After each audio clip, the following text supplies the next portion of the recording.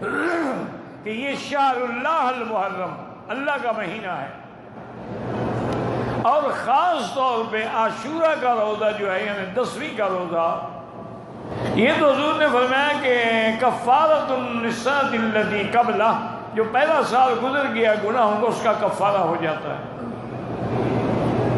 اصل اس کی وجہ یہ تھی، اس کی وجہ کربلا نہیں ہے، اس کی وجہ شہادت حسین نہیں ہے۔ ابھی تو حضرت حسین کیا ان کی والدہ کی شادی بھی نہیں ہوئی تھی۔ جب حضور ہجرت فرما کے گئے مدینے میں اور آپ نے دیکھا کہ یہودی روزہ رکھتے ہیں عاشورہ کا، تو آپ نے فرمایا کہ کیوں روزہ رکھتے ہو؟ انہوں نے کہا حضور یہی دن ہے جس دن اللہ نے موسیٰ علیہ السلام کو نجات دی، فرعون کو غرق کیا، تو ہم ان کی خوشی میں روزہ رکھتے ہیں۔ اور نحن احق بموسیٰ منکم، ہم زیادہ حقدار ہیں موسیٰ علیہ السلام کے۔ آپ نے 10 کا روزہ رکھا اور ساتھ حکم دیا صوموا یومن قبلہ او یومن بعدہ، یا ایک دن پہلے بھی روزہ رکھو یا ایک دن بعد میں بھی، تاکہ یہودی اسے تشابہ نہ ہو جائے۔ لیکن اس میں بھی افضل یہ ہے، یاد رکھو کہ 9 اور 10 کا رکھا جائے۔ افضل یہ ہے کیونکہ حدیث میں اس نے فرمایا کہ اگر اگلا سال اللہ نے نصیب کیا تو ہم 9 کو بھی روزہ رکھیں گے۔ زیادہ افضل یہ ہے کہ 9 اور 10۔ اچھا اگر کوئی نہ بھی رکھ سکے، صرف 10 کا روزہ رکھے تب بھی جائز ہے۔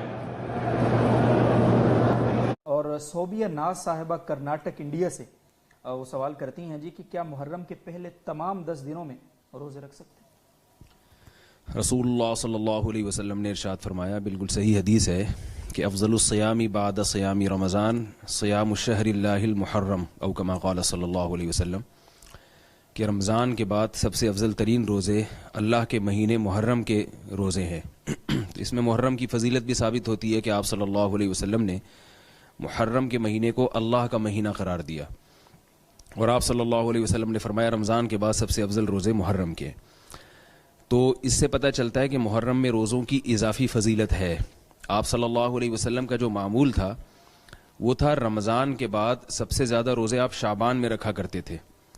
تو عملی فضیلت جو ہے، عملی فضیلت یعنی آپ صلی اللہ علیہ وسلم نے عمل سے جو فضیلت بتائی ہے وہ شعبان کی ہے، لیکن جو قول سے جس کو ترجیح دی ہے، جس مہینے کے روزوں کو زیادہ ترجیح دی ہے، وہ محرم کے روزے۔ تو علماء نے، علامہ نووی رحمہ اللہ نے اس میں تطبیق یہ دی ہے کہ محرم کی فضیلت بالکل آخر میں، یعنی جب اسلام کا آخری زمانہ تھا اس وقت وارد ہوئی ہے۔ جیسے کہ آپ صلی اللہ علیہ وسلم نے عاشورہ کے روزے کے بارے میں فرمایا کہ میں اگر اگلے سال زندہ رہا تو میں 2 روزے رکھوں گا، لیکن آپ صلی اللہ علیہ وسلم زندہ نہیں رہے، لیکن 2 روزے رکھنا سنت ہو گیا۔ تو علامہ نووی فرماتے ہیں اگر آپ صلی اللہ علیہ وسلم مزید زندہ رہتے تو آپ صلی اللہ علیہ وسلم پھر رمضان کے بعد سب سے زیادہ روزے محرم میں رکھتے۔ اس حدیث سے ہمیں یہ ایک اشارہ ملتا ہے۔ تو اس لیے محرم کے روزوں کی الگ سے فضیلت ہے، اور عاشورہ کے روزے کی تو بہت زیادہ فضیلت ہے۔ آپ صلی اللہ علیہ وسلم نے فرمایا پچھلے 1 سال کے روزوں کا کفارہ بھی ہے، اور اس کی جو فضیلت ہے علماء سے آپ سنتے ہیں۔ لیکن یہ جو ابتدائی 10 دن ہے محرم کے، ان کی الگ سے کوئی فضیلت نہیں ہے۔ پورے محرم کے مہینے میں جب چاہے روزے رکھ لیں، شروع کے 10 دن رکھ لیں، درمیان کے 10 دن رکھ لیں، آخر کے 10 دن رکھ لیں۔ البتہ علماء پورا مہینہ روزہ رکھنے کو ناپسندیدہ قرار دیتے ہیں، کیونکہ آپ صلی اللہ علیہ وسلم کی جو سنت ہے، رمضان کے علاوہ کبھی بھی آپ پورا مہینہ روزہ نہیں رکھتے تھے، ناغہ کرتے تھے۔ تو افضل یہ ہے کہ محرم میں زیادہ سے زیادہ روزے رکھے جائیں، مگر کوئی دن متعین نہیں ہے، جب آپ کو آسانی ہو آپ رکھیں۔ جی بہت شکریہ مصعب۔ اور محمد اسماعیل صاحب راولپنڈی سے پوچھ رہے ہیں، اگر کسی کے فرض روزے رہتے ہوں اور وہ عاشورہ کے روزے میں قضا کی نیت بھی کر لے تو وہ قضا روزہ اس کا ادا ہو جائے؟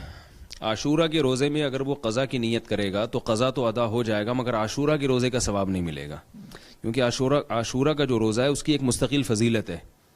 تو وہ فضیلت جب ہی حاصل ہوگی جب آپ عاشورہ کے روزے کو مستقل نیت سے آپ رکھیں اس کی۔ اگر وہ قضا کی نیت کر لیں گے تو قضا تو ادا ہو جائے گا، لیکن عاشورہ کی الگ سے فضیلت حاصل نہیں ہوگی آپ کو۔